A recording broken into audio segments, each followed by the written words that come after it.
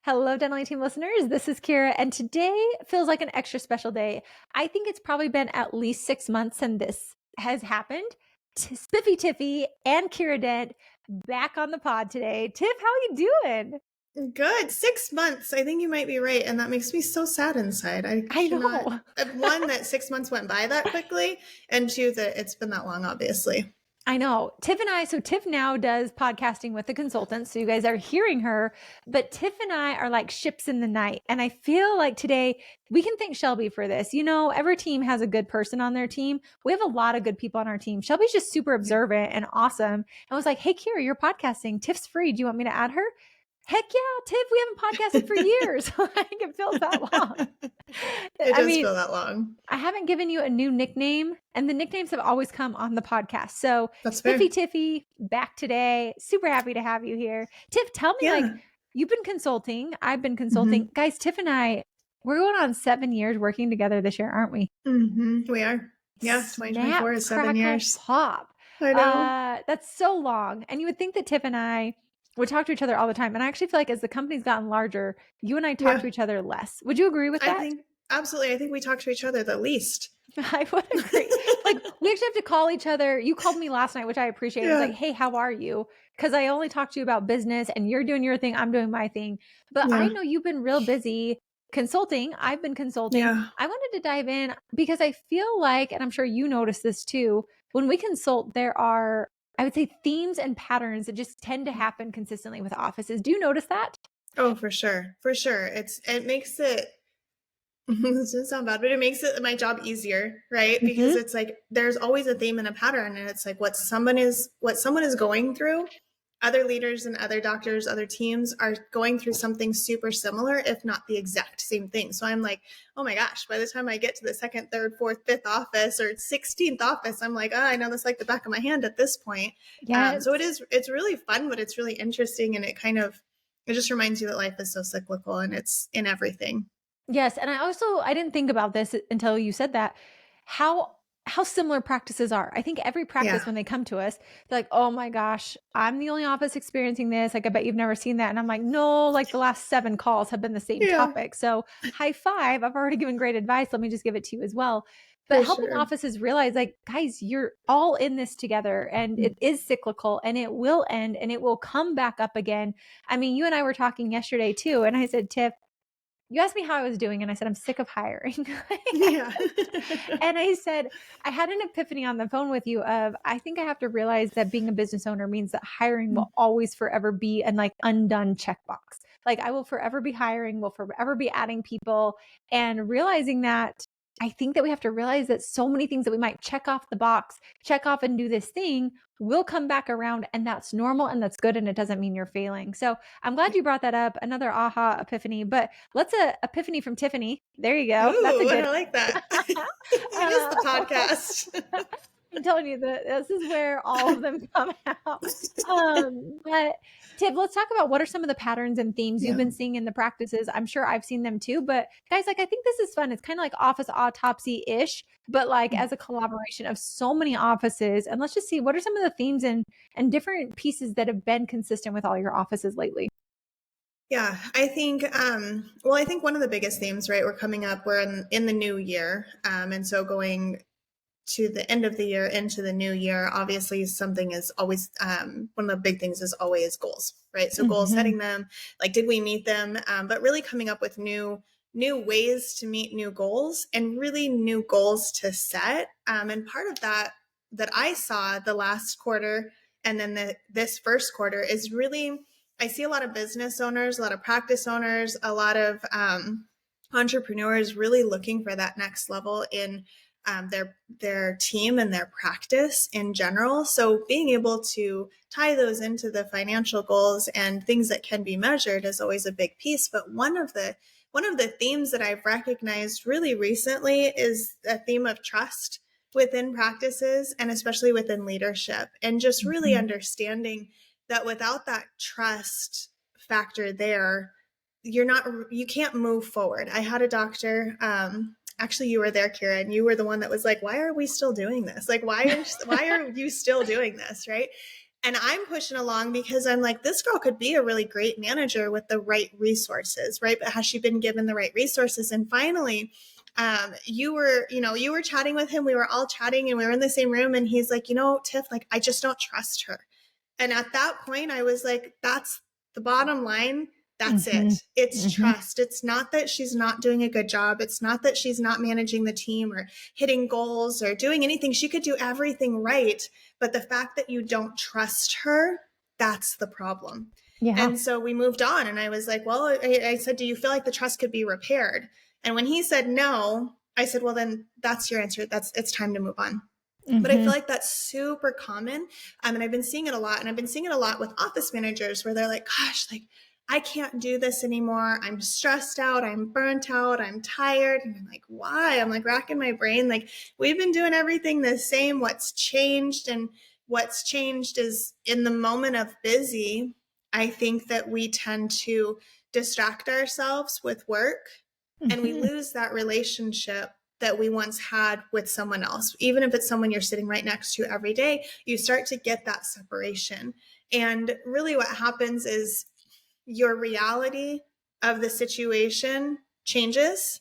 You each share, a reality in one moment, and then you have different realities in a second moment. And when that reality is different, when you don't share a common reality in a situation, there becomes separation. So communication starts to dwindle. We get busy. We stop communicating as much. Like Kiera, you and I, we hardly talk, right? Mm-hmm. We really hardly talk. And so if we break that down, right, and we look at that, like what comes out of that is that when something does happen, when something is upset, you and I both on separate sides of, states will be like, what does she mean by that?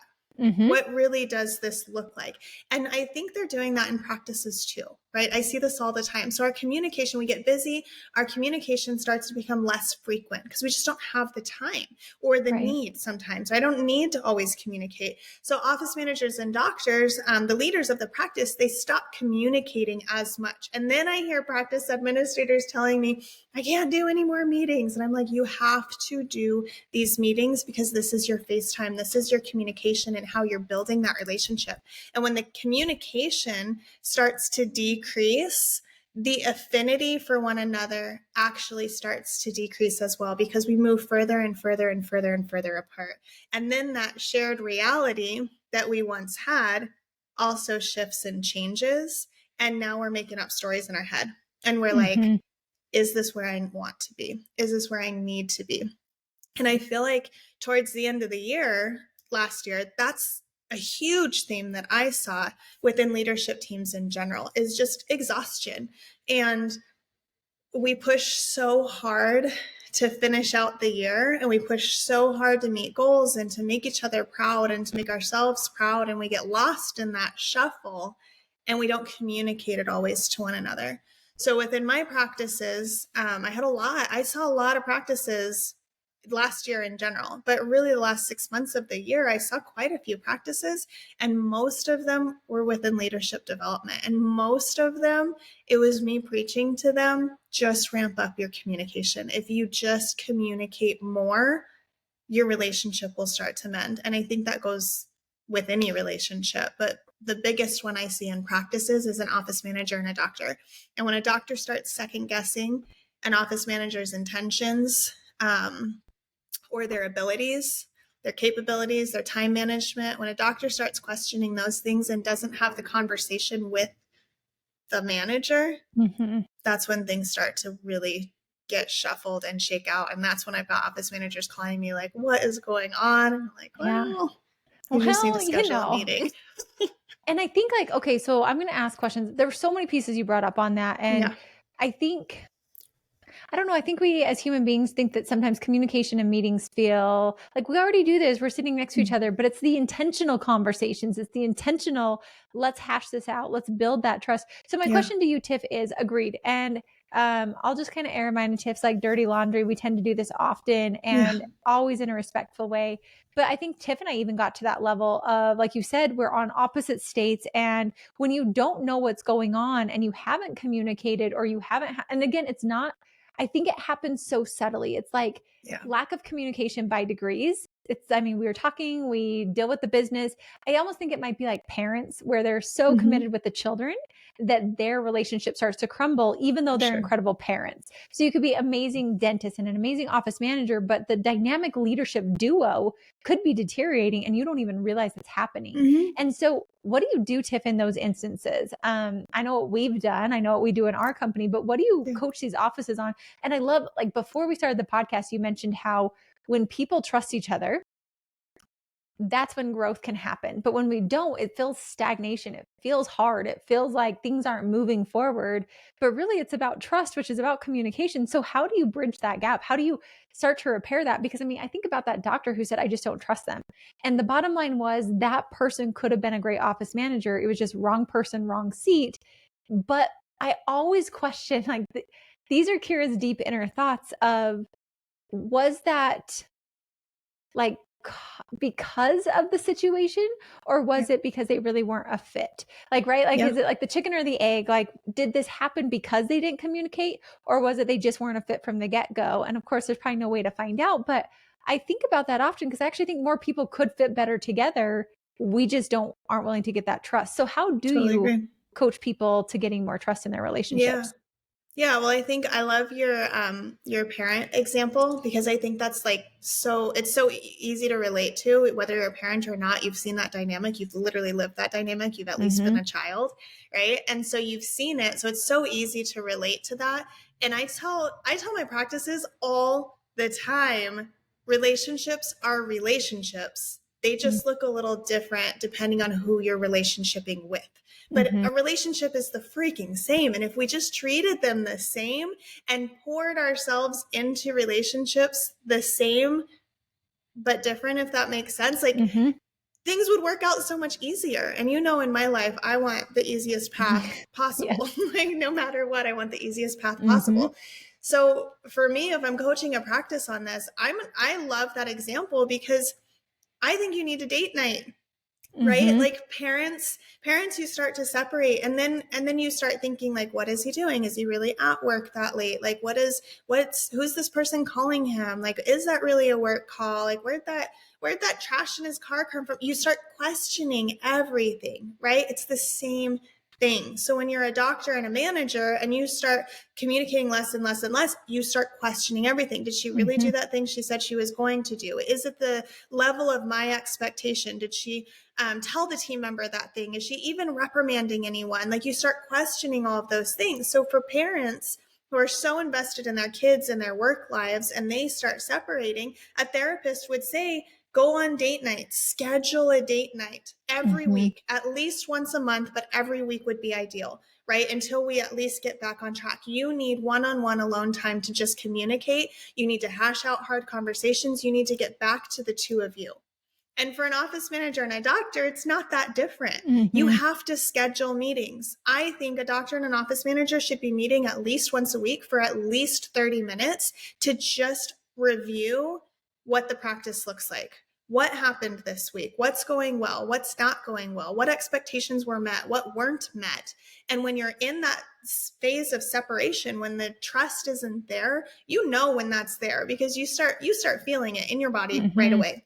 So when that trust starts separating, that's the time to say the thing. That's the time to be like, hey, I think something's going on because I'm starting to question everything you do, and I don't want to live in that space. I don't want us to live in that space. We need to communicate and get on the same page. Mm-hmm. What if you Mm-hmm. did that in every relationship that you have? When you started feeling that separation, what if your husband, your wife, your whatever at home, you start feeling that separation and you look at that person and you say, you know what, honey, I want better for us. I want us to thrive. I want us to not only survive, but have the best lives possible. And I feel like I'm separating from you. I feel like there's a distance between us and we need to bridge that gap. Mm-hmm. We need just sit down time, me and you. We need to fix this. Yep. Like, it would just would make life so much easier. But we Mm-hmm. don't face those things head on because we are so afraid that what we think is wrong could be true. We are Correct. so scared that they're not doing the thing that we asked them to, that they're not the right fit of an office manager, and we chose them and we poured so much into them. And what am I going to do? How am I going to rehire? Am I going to have to pay more? Am I going to have to do all of these things? instead of just facing head on that something could be fixed there, we are so afraid that our biggest fear is true. We keep running from that and distance ourselves further and further and further until we prove ourselves right. And they either quit or we have to fire them because it's just not working. And my Correct. question would be, who knows? It's the chicken or the egg, Mm-hmm. right? But can you say at the end of the day, when that person leaves or you let them go, that you poured everything you had into that relationship to make it work? Or are you walking away saying my fears were correct? I didn't face them. I didn't talk about them, but I knew they were there. My intuition was right. And I'm so glad it finally shook out. Is that what Mm-hmm. you're saying? Or are you saying, I'm so glad we had these hard conversations because even though this isn't working out, we're leaving on fantastic terms because of those conversations that we had? Totally. And as you said that, I think like so many truth bombs were dropped there. And I hope people were listening and they picked up on them and they heard that, because I think so often we prove ourselves right when it wasn't actually right. I think we so often are like, well, yep, that just didn't work out. Like I knew. When I'm like, no, you just didn't want to have the conversation. Yeah. And Tiff, I love that you said that we're afraid to have the conversation because we're afraid that we're going to prove it right. Well, why not rip that band aid and get a better habit of we rip the band aid sooner? So if it's not working, like at the end of the day, if it's not working, it's either going to end now or it's going to end in 6 months. And you're going to save Yeah. yourself a lot of pain, heartache, and sorrow if we end it now as opposed to waiting 6 months longer. Or we can fix it now and move on and make it better. And I think that just comes to like being committed and opening and saying that. I mean, Tiff, you and I have talked about this. Like I brought up the fact that we've worked together for 7 years, and it's crazy because I mean, I think I also, this is something I would say be careful of. Don't get so comfortable with the people you worked with as well, thinking that you're rock solid and that nothing can ever happen. Because I think that that's when we become Yeah. complacent. We think like, oh no, I know Tiff got it. Like we've been together for so long. There's nothing that can rock it. And I think that that's actually where we get sloppy, and that's where things can start to go awry if we're not careful. And so it just really brings back like the five dysfunctions of a team. And the bottom one is trust. And I also think like not gossiping to other people. Jason and I were actually talking yesterday, and he said, Kiera, how often do we make what we think become a reality because we start treating that person that way, and we stop trusting them and we stop sharing with them and we start to pull back ourselves, and so we make this become a reality versus like, hey, let's just chat about it. But I think both people have to come to the table committed that they want this to work and they want what's best. And like you said, I want better for us. And I think when both people are there, because you can tell when it's genuine and when it's not, it really does flourish. But I think dentists and doctors and owners, yes, OMs, you can do it as well. I'm not saying it's just one sided, but I think doctors take that on. Like for me, I just refuse. It started out because we had a virtual company, and I'm like, I can't handle drama like multiple states away when I don't really know what's going on. It has to always be this very open communication. And I think that that's translated over the years. But what I think it really is I'm just not willing to sit in a company where I walk on eggshells. I don't want it to be where, and I'm like, we get off a call and I don't have to know what's really going on, but you can still feel it. So don't Yeah. disillusion yourself into thinking like, well, what they said, like we can feel things, but make sure it's really true. And if you have that awkward feeling, like Tiff said, have the conversation, communicate more, have the quote unquote office manager, doctor. It's not a date night. We're not going that weird, but it's set meetings to where you do communicate. It's set meetings where we're same team. Like we're headed for the same results. How can I support you and how can I show up better for you? How can, like, what can I change to make your life easier? And I would say on both sides, you really have to listen and implement, because if they're willing to share that, you've got to also be willing to change and morph and not be offended. And I think that's something, Tiff, you and I have done an excellent job at it. We'll have to credit us just over the years, because we were so committed that like, hey, if you tell me something that hurts my feelings, I know you didn't do it to hurt my feelings. I know you genuinely see me as a person. You see where I'm going. You have the best intentions at heart. And if I don't listen to you, I'm being a downright fool. And I think like when you can get that type of relationships within your leadership team, the whole rest of your team feels it and they'll move. Just like back to the Mhm. parents and the children. Yeah. Children can feel when their parents are off. I knew when my parents were off. Like I could tell that. Your team can feel when the doctor and office manager and the leadership team is off. You can feel it. It's awkward. It's eggshells. It does not feel good, and your results are hard to hit. But when it's fluid and there is trust, things move very easily. For sure. I totally agree. And I think as you're talking, there's so many things that are coming up. But I think one of the pieces that I held on to there is you saying that both parties have to come to the table willing to do it. And I totally agree. I think moving past something, you both have to be willing to put the work into it, right? With any relationship. But I think the fear, I think a lot of people, and I've done this in personal relationships and business relationships, like the fear of not knowing how they were going to respond. Are they going to work on it with me? And is it just going to be me? Can tend to hold me back too. Mhm. So I think just going in courageously and saying, no matter what, at the end of the day, when I walk away from this, I have to be able to say that I gave it my all. So I think you have to decide, what And I is would say, your Tiff, like, all? What it's does your that look true like? all. It's not a Yeah, facade of an all. Like, please exactly. don't lie to yourself to make yourself feel better. Absolutely. Like, what does all mean to you? Like, what is it for me? Like, I have to know from the bottom of my heart that I poured everything that I have into it, that I said everything I needed to say. I looked for solutions. I tried my hardest to mend what felt broken. Mhm. And if that person, if you meet that person on the other side, you come to them and you're like, hey, like, we got to talk about this. And they're like, why? Nothing's wrong. I'm fine. Okay. I feel Mhm. like I'm not being my true self with you, and I don't know how to fix that right now. I'm wondering if we can communicate through that. When you come in humble enough to be like, I think this is a me thing, I'm totally on board with this being something that I'm creating, I just need to ensure that, and I need to see how we're going to get through it together. It's much harder for the other person to get defensive, right? For them to be Mhm. offended. When you come in like, hey, the way you've been talking to me has been a little bratty and it's making me feel like I'm so far from you, you're probably not going to Mhm. get too far, right? Like, they're probably going to be like, okay, great, right? You're not going to get real far. So if you come in and you're just like, hey, like, I think my communication's been off. I think there are things, like I said this to you last night, Kiera. I said, I think I haven't given you everything that's in my brain. Like, sometimes Mhm. I hold on to things, not even realizing that they need to be said or that I didn't say them, right? Right. And I said that last night. Like, I think there are things that you're unaware of that have happened or not happened that I need to bring awareness to. And it Mhm. eased your mind just in that moment of me sharing those things. And I think that's the key, is being able to see, what can you do differently? What have you done that has created the situation or added to it, rather than sitting in the seat of, this is happening to me, they're doing it to me, they're not good enough, they're not communicating. Like, well, guess what? It takes two to be in a relationship, no matter what the relationship is, business or personal. So what can you take out of it that you've done that you can then offer mending solutions for? So then I would say, right seat, right person, right? Mhm. That's your ultimate question. And so if you can say, I did these things and I'm still not getting the results that I want. I've asked multiple times. I've offered solutions. I've asked them to work through it with me. You can literally say, I have poured everything into this relationship and it's still not working. I think they're just not the right fit.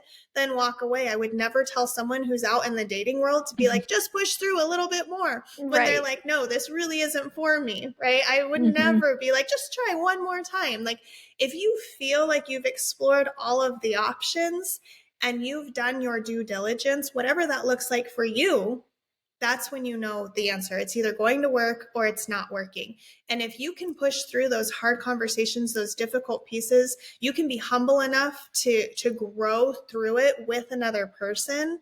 That's when the trust comes, because Mhm. now you've told that person, hey, you can trust that I know I'm not perfect, that I'm growing, that I'm learning, that I'm a leader, and that I will lead by example. You can trust that I will always talk to you, that I will always be here with you by your side, and that we will do this together. And Mhm. that, I think, is ultimate trust, right? Because then when things go askew, they're like, oh, that's weird. Like, how can I help you with that? Instead of Mhm. being like, there she goes again, right? It's more like, Right. well, that's odd. I wonder why that happened. Let me help you. Mhm. Yeah. I think we don't realize how much our working relationships are Yeah. relationships, and how Yeah. much all the things that we put into our marriages and to our relationships outside of work are also a breeding ground for at work too. They are relationships. They don't have to be romantic relationships, Yeah, but we have relationships with our kids, with our parents. And I just think like how much greater would our lives be if we had this type of communication with all the people in our lives? How much better would it be if we had this much trust? And I think once you do it more, you realize that the fears that you have usually don't come true. And if they do, like you said, you end on really good terms. I yeah, don't think relationships ending are always the worst thing that can happen. for I sure. think the worst thing that can happen is that you guys sit there in a boat without talking to each other and you're both on awkward eggshells and you're Mhm. not even working towards the same goals and it just feels yucky. To me, that's more of a hell than breaking up and moving on. Like, Absolutely. so why not commit to that? But I think if you're noticing you don't have that trust, number one, I would say check your mindset and can you ever mend that trust? And if not, you owe it to the other person to have that conversation and put them in a different seat because it's not fair for either person. And then I want you to really take a huge assessment and see how did I get to this place and what am I going to do differently next time? And I think to me, the thing I've learned the most is have the conversation sooner than you think you need to have them. Don't just wait for it to shake out. Like, it doesn't hurt to say, like, hey, I just feel off. Like, is this a me thing or do we both feel this way? Because I'd rather solve it and be able to move on. And both of you commit that you're always going to tell the truth. I really do think that dynamic leadership teams come from excellent trust. And you've got to have it to where I think about like right now we're reading Extreme Ownership and those Navy SEALs have each other's back and they have to know that they're going to protect them through battle and that they're going to be there. And I'm like, do I have that much trust with my leadership team that they would take a bullet for me, that they would watch me going through it, that I would watch their back in a life or death situation? Because I think we can also equate that to work. That no, it's not life or death per se physically, but it can be life or death of relationships and of a team. Very, Yeah. very, very, very non-physically. Yeah. So Tiff, I just love that. I love that you brought that up, and I'm grateful to hear that it's not just one office. Multiple offices deal with this. So if you're in Mhm. that boat, sometimes a third party, just like a marriage therapist, can help. Sometimes having an outside source, like it was Tiffany, like going through it, and I was like, "What the heck? You guys are still working on this?" Like, whoa! As an outsider, you've been going down this path for a long time. To just then have the honest conversations to ask, and sometimes consultants not being in your practice can help you feel safe to say what you really feel because we have no like we're not in the team. We're not going to go gossip to your team members. We're not going to say anything about you. And we can be that sounding board of, yeah, you're spot on and this is what needs to happen, or this is how we can fix it. Let's mend that. So, Tiff, I just appreciate you. I appreciate one, you in my life that we're willing to do that because I think it's fun to. I hate podcasting or listening to podcasts that aren't real. Like, I hope that like you Yeah. always could peel back the thing and Tiff and I will tell you this is where we are. This is what it is. Like, always, always being upfront. And the fact that you and I are willing to work on it, I think helps people see this is how we've resolved it. This is how we worked on it. It doesn't come easy. Like, I still remember, gosh, I think it was 2 years ago now, you and I were doing a podcast and I like put you on the spot and people were like, how could you do that to Tiff? And you're like, listen, we've been together for so long. I know she'll Yeah. never put me in a spot that's going to ever embarrass me. That's trust where it's like I said, that free fall. Like if I were to put my hand out, well, I know that Tiff will always grab it, protect me, take care of me, and vice versa. And then you just keep never taking that for granted and becoming complacent because it can slip away if you're not careful. I feel like it needs to constantly be fed and nurtured. So, Tiff, thanks for being on today. Thanks for the combos. Any last thoughts you have to wrap up today?